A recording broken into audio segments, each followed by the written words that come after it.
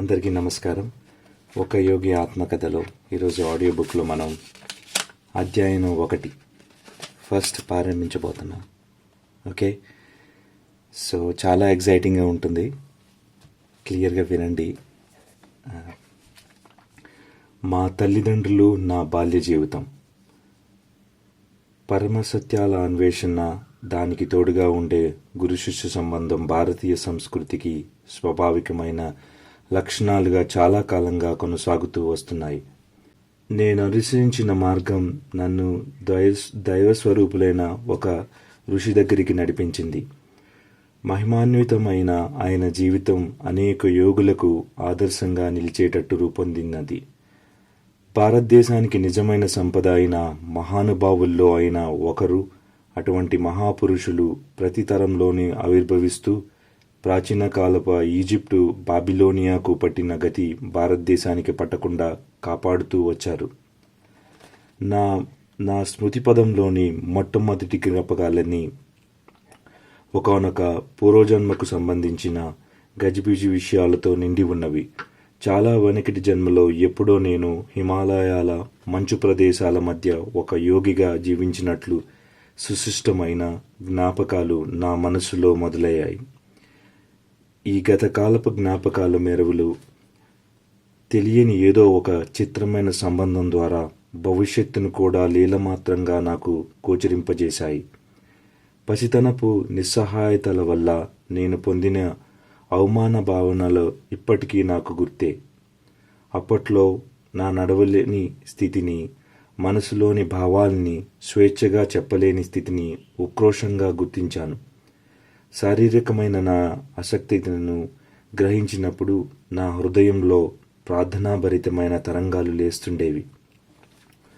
గాఢమైన నా ఉద్రేకాల భావాలు నా మనసులోనే అనేక భాషలు మాటల్లో వ్యక్తమవుతూ ఉండేవి. ఇలా నాలో వివిధ భాషలు గందరగోళం ఉంటూ ఉండగా క్రమక్రమంగా మా వాళ్ళ బెంగాలీ మాటలు వినడానికి అలవాటు పడ్డాను. ఆటబొమ్మలకి, కాలివేళ్లకి పరిమితమని పెద్దవాళ్ళు భావించే పసిపిల్లల మనసు నిజానికి ఎంత విస్తృత కలిగినదో. నేను ఎన్నోసార్లు మంకుపట్టు పట్టి ఏడుస్తూ ఉండేవాణ్ణి. మనసులో అలజడి, దాన్ని వెళ్ళబోసుకోవడానికి అలవికాని శరీరం, ఈ రెండూ దానికి కారణాలు.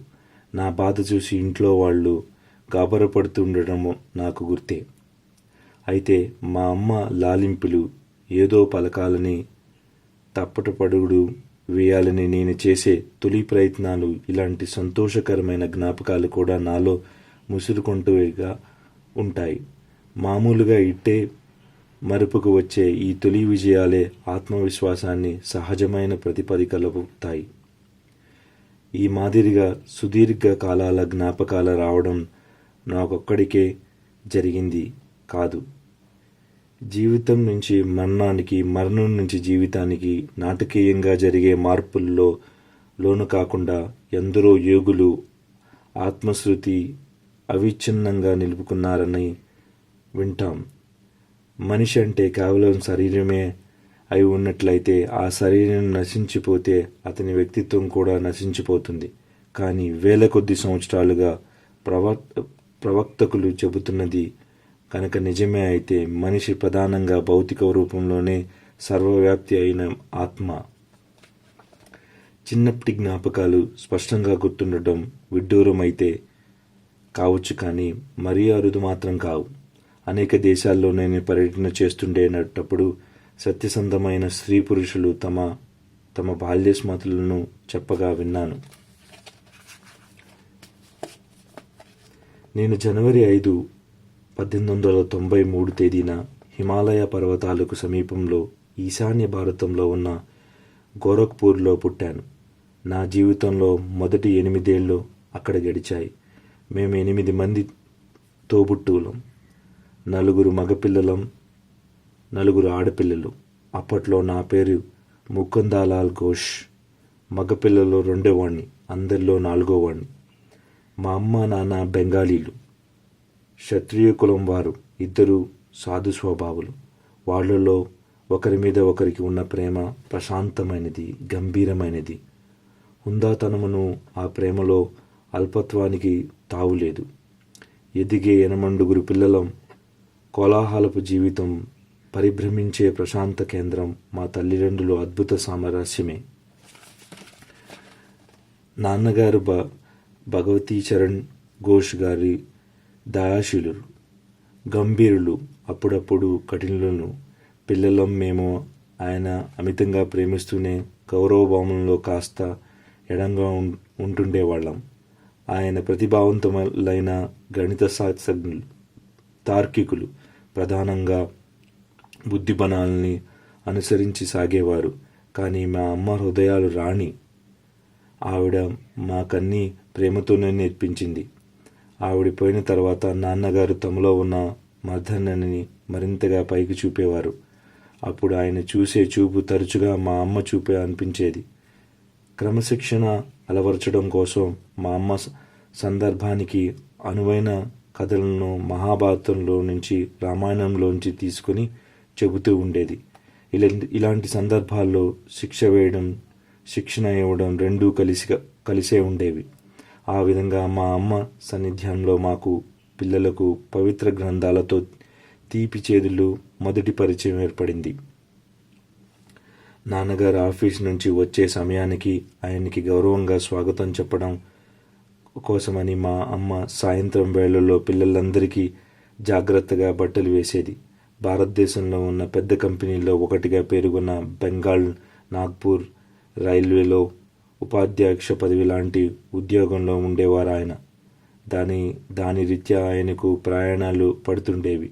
నా చిన్నతనంలో మా కుటుంబానికి అనేక నగరాలు నివాసులయ్యాయి. అవసరాల్లో ఉన్న వాళ్ళని ఆదుకోవడం విషయంలో అమ్మ ఎప్పుడూ ఉదారంగా ఉండేది. నాన్నగారు కూడా దయ చూపించేవారు. కానీ ఆ రకంగా చేసే ఖర్చును ఆదాయ వ్యయాలు అంచనాలు లోబడే ఉండాలని ఆయన అభిప్రాయం. ఒక పక్షం రోజులు పేదవాళ్ళను భోజనాలు పెట్టడం కోసం అమ్మ పెట్టిన ఖర్చు నాన్నగారి నెలసరి రాబడిని మించిపోయింది. అప్పుడు నాన్నగారు అమ్మతో ఇలా అన్నారు, నేను నిన్ను కోరేదల్లా ఒకటే. దానాలు నిమిత్తం నువ్వు చేసే ఖర్చు ఉచితమైన పరిమితిని మించకుండా చూడండి. భర్తగారి సున్నితమైన మందలింపు కూడా అమ్మకు దుఃఖం కలిగించింది. తమకిద్దరికీ కలిగిన ఈ అభిప్రాయం భేదాన్ని గురించి పిల్లలకి చూచాయిగా కూడా చెప్పకుండా ఆవిడ ఒక జట్కా బండిని పిలిపించింది. సెలవు, నేను మా పుట్టింటికి వెళ్ళిపోతాను. బహుప్రాచీన కాలం నుంచి వినిపించే తుది హెచ్చరిక ఇది. ఆ మాటకి మేము తెల్లబోయి ఏడుపులు మొదలుపెట్టాం. సరిగ్గా సమయానికి ఎక్కడి నుంచో పిలిచినట్టు వచ్చాడు మా మామయ్య. వచ్చి నాన్నగారి చెవిలో ఏదో గుసగుసలాడాడు. సందేహం లేదు, యోగయుగులుగా ఎందరో చేస్తూ వస్తున్న హితోపదేశమే ఇది. దానికి మీదట నాన్నగారు రాజీ ధోరణిలో 4 మాటలు చెప్పిన తర్వాత బండిని సంతోషంగా తిప్పి పంపించేసింది అమ్మ. నేను గమనించినంత వరకు అమ్మకి నాన్నగారికి ఏర్పడిన ఒకే ఒక వివాదం అంతటితో ముగిసింది. అయితే వాళ్ళిద్దరికీ స్వభావ సహజంగా సాగిన చర్చ మాత్రం ఒకటి గుర్తుకు వస్తోంది.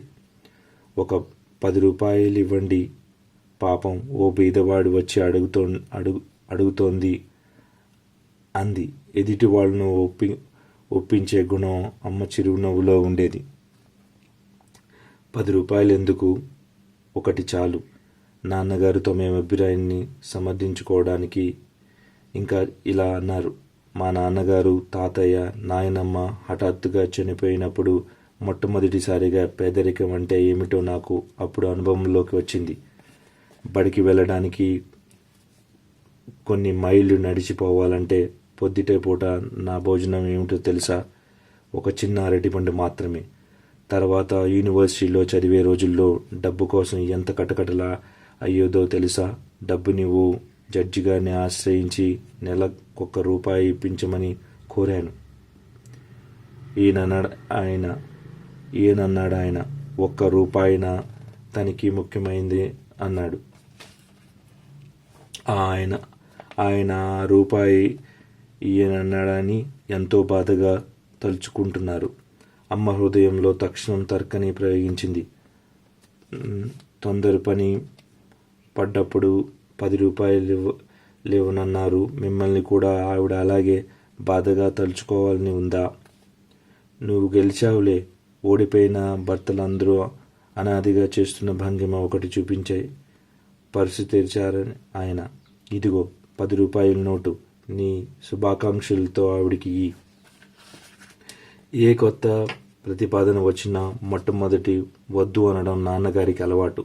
అంత తొందరగా అమ్మ దగ్గర సానుభూతి పొందని ఆ అపరిచితురాలు విషయంలో ఆయన చూపించిన ధోరణి మామూలుగా ఆయన కనబరిచే జాగ్రత్తకు ఉదాహరణ.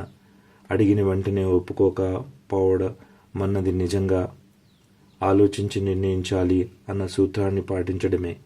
తీసుకునే నిర్ణయాల విషయంలో ఆయన ఎప్పుడూ సమంజసంగానే సమతూలకంగానే ఉండడమే గమనించాను. అసంఖ్యమైన నా కోరికలకు కారణాలు చూపిస్తూ ఒకటి నుండి చక్కటి వదతో కనుక్కునే నేను సమర్థించుకోగలిగినట్లయితే నేను కోరిందల్లా నెరవేర్చేవారు. సెలవులో ప్రయాణాలకు అయినా సరే, కొత్త మోటార్ సైకిల్ కావాలన్నా సరే, ఆయన పిల్లల్ని చిన్నగా ఉన్నప్పుడు చాలా గట్టి కట్టుబాటులో ఉంచేవారు. తమ విషయంలో అయితే ఆయనది కఠోర వ్రతమే. మాట వరుసకు చెప్పాలంటే ఆయన ఎన్నడూ నాటకాలకు కూడా వెళ్ళలేదు. వివిధ ఆధ్యాత్మిక సాధనలోనూ గీతాపారాయణంలోనూ ఆనందం పొందేవారు. విలాసాలన్నింటినీ విడిచిపెట్టేసి ఒక జత పాత బూట్లతోనే గడుపుకుంటూ ఇంకా పనికిరాని స్థితికి వచ్చేదాకా వాటిని వాడుతుండేవారు. మోటార్లు కార్ల వాడకం జనంలో బాగా పెరిగిన తర్వాత ఆయన కొడుకులకు కొనుక్కున్నారు. కానీ ఆయన మాత్రం రోజు ఆఫీస్కి ట్రమ్ బండిలోనే వెళ్తుండేవారు. అధికారం కోసం డబ్బు కూడబెట్టుకున్న ఆసక్తి నాన్నగారికి లేదు. ఒక్కసారి ఆయన కలకత్తా అర్బన్ బ్యాంకుకు తమే స్థాపించినప్పటికీ దాంట్లో వాటాలు తీసుకోవడానికి నిరాకరించారు. వాటిలో లాభం పొందటం ఆయనకి ఇష్టం లేదు. తీరిక వేళలో ఒక పౌరుడిగా తన విధి తనను నిర్వహిస్తే చాలనేది ఆయన అనుకునేవారు. నాన్నగారు పదవీ విరమణం చేసిన చాలా సంవత్సరాలకి బెంగాల్, నాగ్పూర్ రైల్వే వాళ్ళు పుస్తకాలను తనిఖీ చేయడానికి ఇంగ్లాండ్ నుంచి ఒక అకౌంటెంట్ వచ్చాడు. అందులో ఒక విషయం గమనించి ఆయన ఆశ్చర్యపోయాడు. జరిగింది ఏమిటంటే, రైల్వే వారు దగ్గర నుంచి నాన్నగారికి బోనస్ రావాల్సి ఉంది. బకాయి పడ్డ బోనస్ కోసం ఆయన ఎన్నడూ దరఖాస్తు లేదట. ముగ్గురి పని ఆయన ఒక్కడే చేశాడు, చెప్పాడు అకౌంటెంట్. వెనకటి నుంచి పరిహారంగా ఆయనకి చెల్లించవలసిన 1,25,000 రూపాయలు. ఆ మొత్తానికి కంపెనీ కోశాధికారి నాన్నగారికి చెక్కు పంపాడు. ఆయన దృష్టిలో అది ఎంత చిన్న విషయం అంటే ఇంట్లో వాళ్ళకి చెప్పడం కూడా మరిచిపోయారు.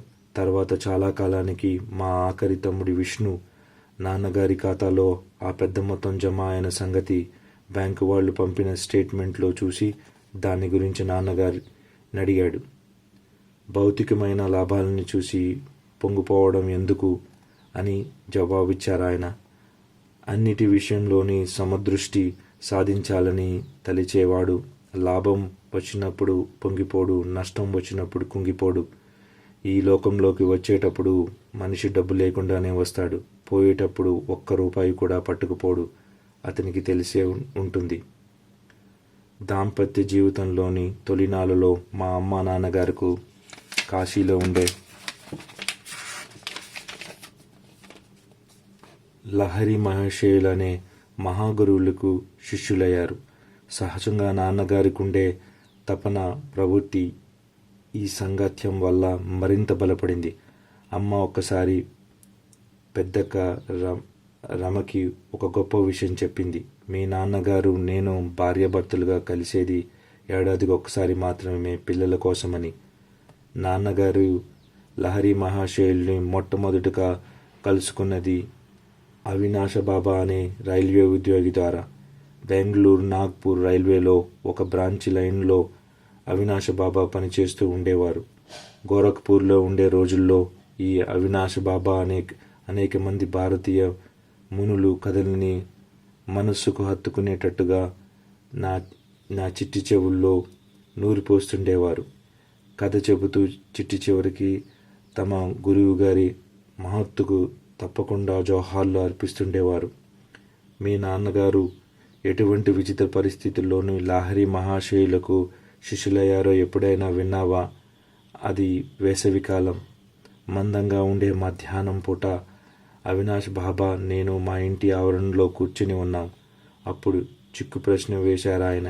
ఏం చెబుతారో వినాలన్న ఆశతో చిరునవ్వు నవ్వుతూ తెలియదన్నట్టుగా తల తిప్పాను.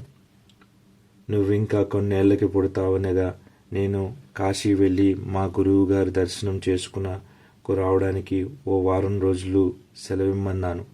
నాపై ఆఫీసర్ గారిని అంటే మీ నాన్నగారిని అడిగాను. దానికి నన్ను వేళాకోళం చేశారు ఆయన. మతంలో పడి పిచ్చివాడివి అవుతున్నావో ఏమిటి అని అడిగారు. నువ్వు కనుక పైకి రాదలుచుకుంటే ఆఫీస్ పని మీద దృష్టి పెట్టుకో అంటూ హితవు చెప్పారు. ఆ రోజు నేను విచారంగా ఇంటి మొహం పట్టి చెట్ల గుబుర్లను దారిలో నడిచిపోతుంటే పల్లకీలో వస్తూ మీ నాన్నగారు కనిపించారు. బంట్రోతుల్ని పల్లకీని వెనక్కి పంపించేసి ఆయన నాతో నడక సాగించారు. నన్ను ఓదార్చే ఉద్దేశంలో లౌకికంగా విజయం సాధించడానికి కృషి చేస్తే కలిగే లాభాలేమిటో చెప్పుకొచ్చారు. కానీ నేను దిగులు పడుతూనే ఉన్నాను. లాహిరి మహాశయ మిమ్మల్ని చూడందే నేను బతకలేను అంటూ మొరపెడుతూనే ఉంది నా గుండె అదే పనిగా. ప్రశాంతంగా ఉన్న ఒక పొలం చివరికి సాగింది మా దారి. అక్కడ ఉవ్వెత్తుగా లేచిన కెరటంలో పెరిగి అడవి గడ్డికి కిరీటం పెట్టుకున్నట్టుగా మెరుస్తున్నాయి. సాయంకాలం సూర్యకిరణాలు అద్భుతమైన ఆ దృశ్య సౌందర్యాన్ని మేము ముగ్ధులమై నిలబడిపోయాం. ఇంతట్లో ఆ పొలంలో మాకు కొద్ది గజాల దూరంలోనే మా గురుదేవులు ప్రత్యక్షమయ్యారు.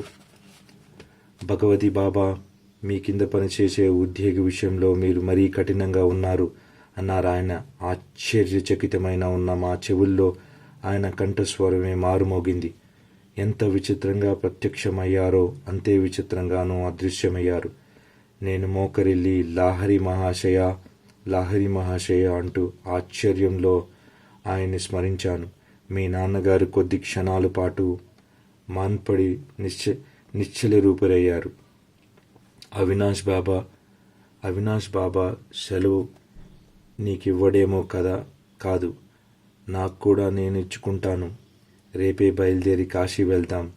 నీ తరపున చెప్పడం కోసం తమ సంకల్ప శక్తి వల్ల ఇక్కడ ప్రత్యక్షం కాగలిగిన మహాగురువులు లాహిరి మహాశయుల్ని గురించి నేను తప్పకుండా తెలుసుకోవాలి. మా ఆవిడ్ని కూడా తీసుకుని వెళ్ళి తమ ఆధ్యాత్మిక పదనం అనుసరించడానికి మాకు దీక్ష ఇమ్మని ఆయన అడుగుతాను. ఆయన దగ్గరికి తీసుకుని వెళ్తావా అని అడిగారు. తప్పకుండా. నా ప్రార్థన అద్భుతంగా ఫలించినందుకు, పరిస్థితులు తొందరగా నాకు అనుకూలంగా మారినందుకు ఆనందంలో మునిగిపోయాను. మర్నాడు సాయంకాలం మీ అమ్మగారు, నాన్నగారు, నేను కాశీ వెళ్ళడానికి బండెక్కాం. ఆ మర్నాడు అక్కడి చేరగానే కొంత దూరం గుర్రబండి మీద వెళ్ళి తర్వాత సన్నటి సందులకుండా నడిచి ఏకాంతంగా ఉన్న ఇంటిని చేరుకున్నాం. గురువుగారు కూర్చునే చిన్న గదిలో ప్రవేశించాం. అలవాటుగా ఆయన పద్మాసనంలో స్థిరంగా కూర్చుని ఉన్నారు. వారి ముందు ప్రణమిల్లం గుచ్చి చూసి తమ కళ్ళని మెల్లమెల్లడాడించి మీ నాన్నగారి మీద చూపు నిలిపారు. భగవతి బాబు, మీ కింద పనిచేసే ఉద్యోగ విషయంలో మీరు మరీ కఠినంగా ఉన్నారు. 2 రోజుల కిందట గడ్డిబీడులో ప్రత్యక్షమైనప్పుడు అన్న మాటలే ఇప్పుడు కూడా ఆయన అన్నారు. ఆ తర్వాత అవినాష్ బాబా నా దగ్గరికి రావడానికి మీరు అనుమతించినందుకు, అతనితో పాటు మీరు మీ భార్యను కూడా వచ్చినందుకు చాలా సంతోషం అని కూడా అన్నారు. మీ తండ్రులకు అయిన క్రియాయోగం అని ఆధ్యాత్మిక సాధనను ఉపదేశించే ఆనందపరిచారు. చిరస్మరణీయమైన ఆ దివ్య దర్శనపు రోజు నుండి సహశిష్యులమైన మీ నాన్నగారు నేను ఆప్తమిత్రుల్లో ఉంటున్నాం. నీ పుట్టుక విషయంలో లాహరి మహాశయులు గాఢమైన ఆసక్తి చూపించారు. నీ జీవితం ఆయనతో తప్పకుండా ముడిపడి ఉండాలి. మహాగురువులు ఆశీస్సులు ఎప్పటికీ వృధా కాదు. మా తల్లిదండ్రులు నా బాల్య జీవితంలో ఇనీషియల్గా ఉన్న అంటే ఆయన బాల్యం, ఆయన తల్లిదండ్రులు ఏం చేస్తుండేవాళ్ళు, లేకపోతే వాళ్ళ తల్లిదండ్రులు గురువుల్ని ఎలా అప్రోచ్ అయ్యారు, అవన్నీ ఈ మా తల్లిదండ్రులు అనే భాగంలో ఉన్నాయి. దాని నెక్స్ట్ భాగం మా తల్లిదండ్రులు నా బాల్య జీవితం నెక్స్ట్ భాగం మనం కంటిన్యూ చేద్దాం. Thank you. నమస్తే.